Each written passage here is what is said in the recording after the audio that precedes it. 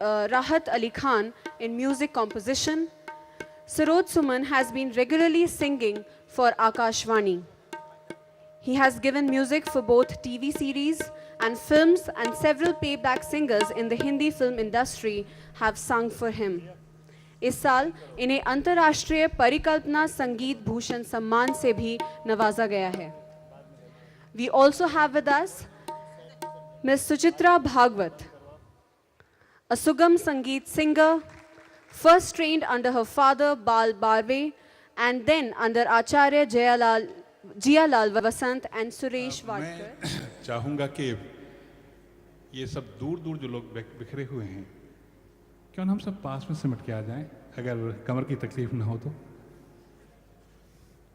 ऐसा नहीं लगेगा कि हम लोग अपने ड्राइंग रूम में बैठे हुए हैं. आइए ना, ये दूरी कैसी.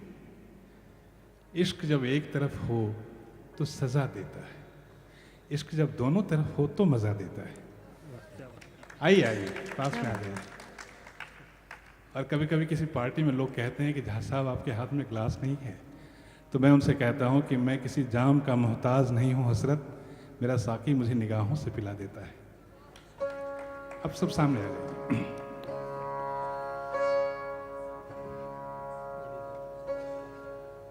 Hello hello hello. नमस्कार. थोड़ी देर हो गई. अब जहाँ मंच पर गुलजार साहब बैठे हों, केदारनाथ सिंह बैठे हों, वहाँ इस मौके को कौन छोड़ना चाहेगा. और मैं भी पीछे बैठा बैठा सुन रहा था, बहुत आनंद आ रहा था. साहित्य का एक ऐसा प्रवाह चल रहा था कि लग रहा था कि शाम कभी ख़त्म न हो. अभी एक दूसरा साहित्य का रूप, दूसरा रूप लेकर हम आपके सामने आ रहे हैं. मैं इस प्रोग्राम के बारे में कुछ बात करूं, उससे पहले एक दो चीज़ आपसे निवेदन करना चाहूँगा कि देखिए, हिंदी गीत एक ऐसी विधा है जो बहुत प्रसिद्ध नहीं हो पाई.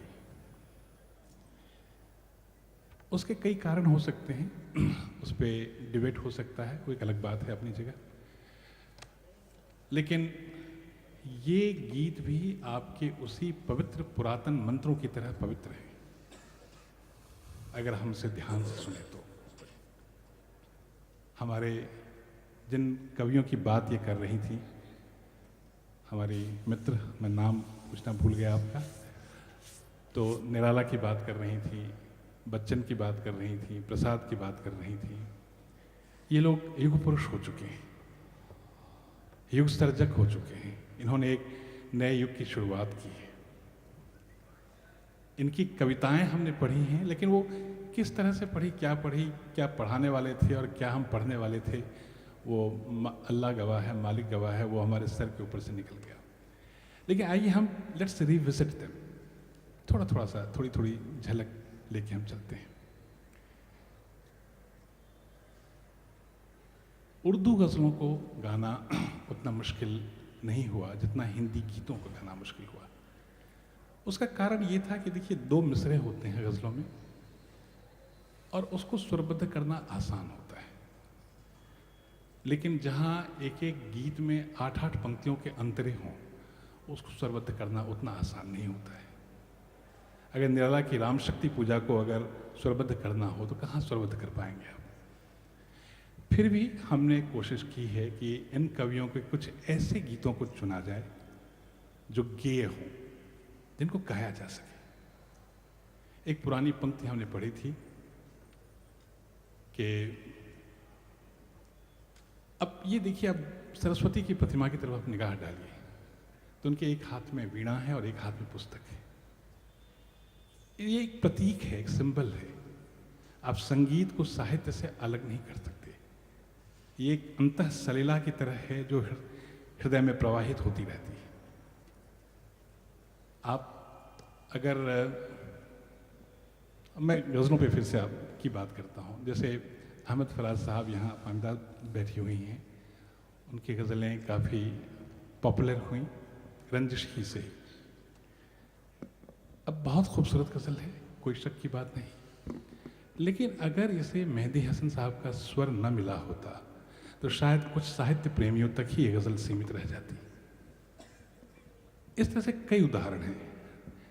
हमारे बड़े भाई निदा फाजली साहब ने एक से एक गज़लें कहीं, लेकिन जगजीत भाई का स्वर इसे अगर न मिला होता तो शायद ये भी कुछ ही लोगों तक सिमट के रह जाती। तो साहित्य और संगीत तो साथ चलता है। तो हमने ये कोशिश की है कि कुछ झलक आपको दिखाएं, कुछ बातें आपके साथ करें। और इसे प्रोग्राम मत समझिएगा, ये समझिएगा कि अपने घर में बैठे हुए हैं, अपने ड्राइंग रूम में बैठे हुए हैं और हम लोग आपस में बातें कर रहे हैं। आपका साथ है ना मेरे साथ? बिल्कुल तालियों के साथ। मैं इस बात से, सरोज जी मुझे कह रहे थे कि लोग कम रह गए हैं। मैंने कहा उनसे कि सिंहन के नहीं लेहड़े, हंसन की नहीं पात।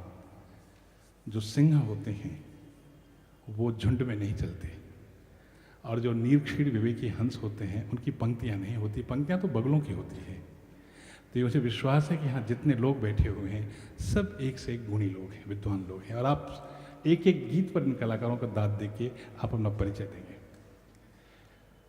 हाँ, जो पहली बात, पहले साहित्यकार, पहले मनीषी, पहले गीतकार जिनकी चर्चा मैं करने जा रहा हूँ, एक भजन याद है आप लोगों को? याद होगा, भजन तो जरूर याद होगा, कुछ समझ लीजिए इसे। दर्शन दो घनश्याम नाथ मोरी अखिया प्यासी रे। सबको पता होगा। कोई बताए कि ये किसका लिखा हुआ है? बहुत अच्छे। निरुपम से मैं कहूँगा कि आपको लंदन का टिकट दें। सही बात है जी।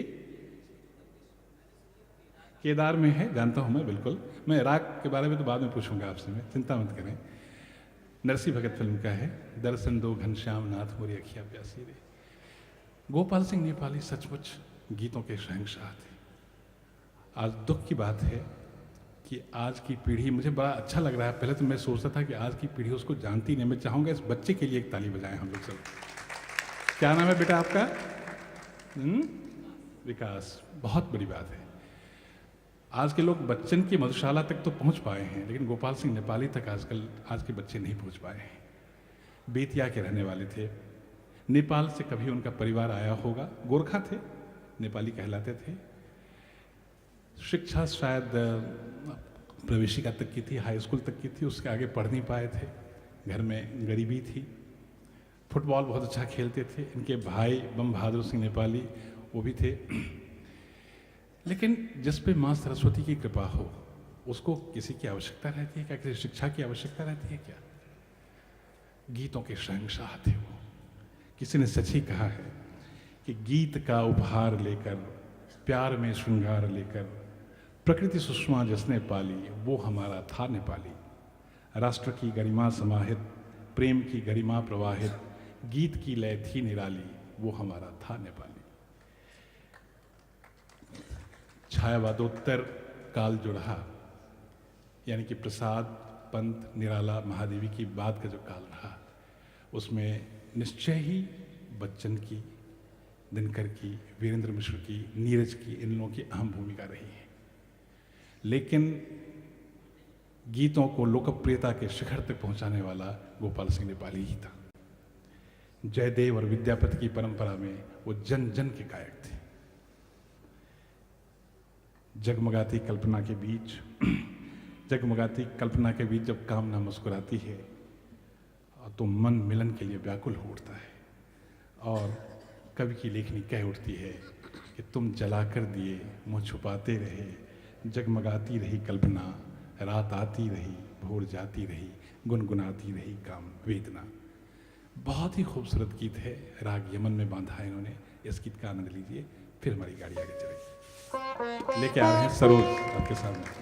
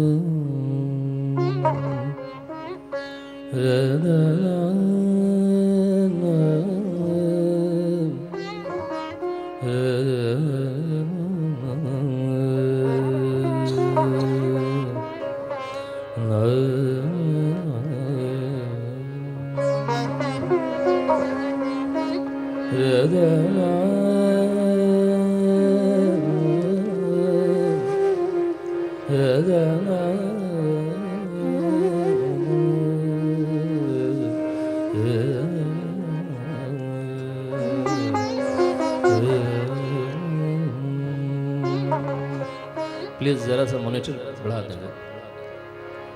तुम जला कर दिए मुंह छुपाते रहे,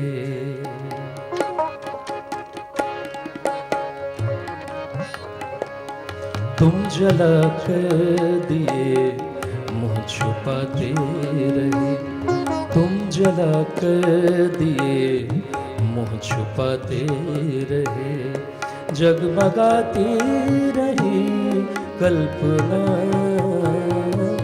रात जाती रही भोर आती रही, रात जाती रही भोर आती रही, मुस्कुराती रही कामना, तुम जला कर दिए मुंह छुपाते रहे।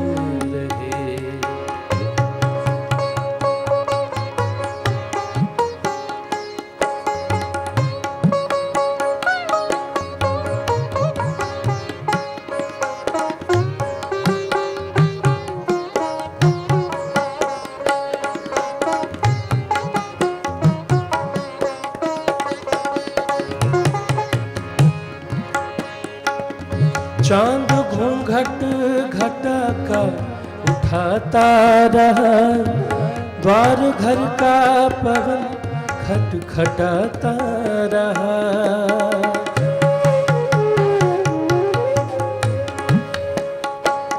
चांद घूंघट घटा का उठाता रहा, द्वार घर का पवन खटखटाता रहा, पास आते हुए तुम कहीं छुप गए, पास आते हुए तुम कहीं छुप गए, गीत हमको पपीहा रटाता रहा, तुम कहीं छुप गए, हम कहीं छुप गए,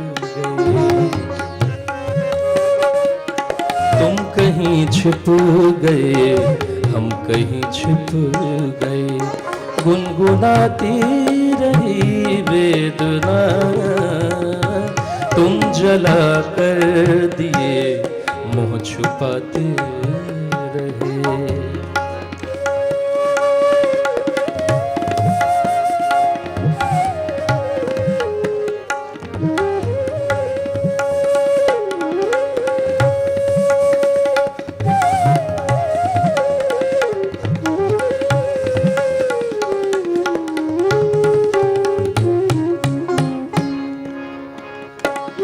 क्या पता था कि तुम हर गली में बसे और कांटे लिए हर कली में बसे,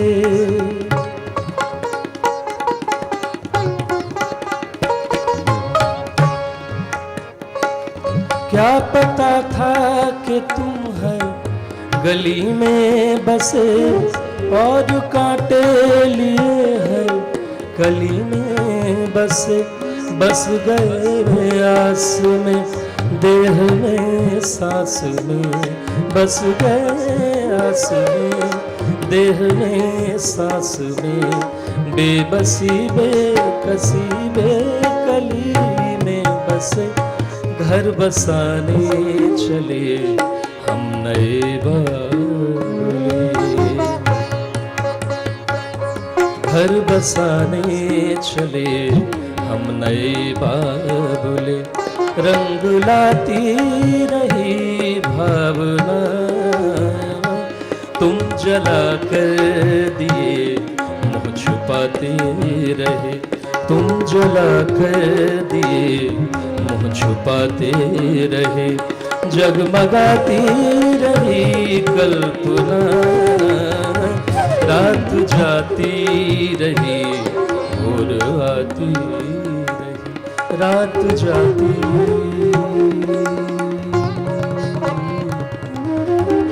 रात जाती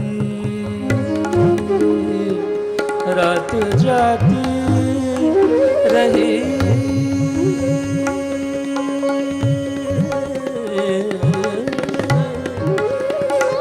रात जाती रही, भोर आती रही।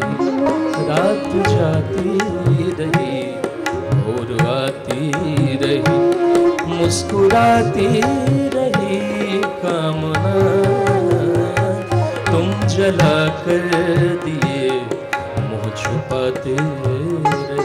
तुम जला कर दिए मुँह छुपाते रहे।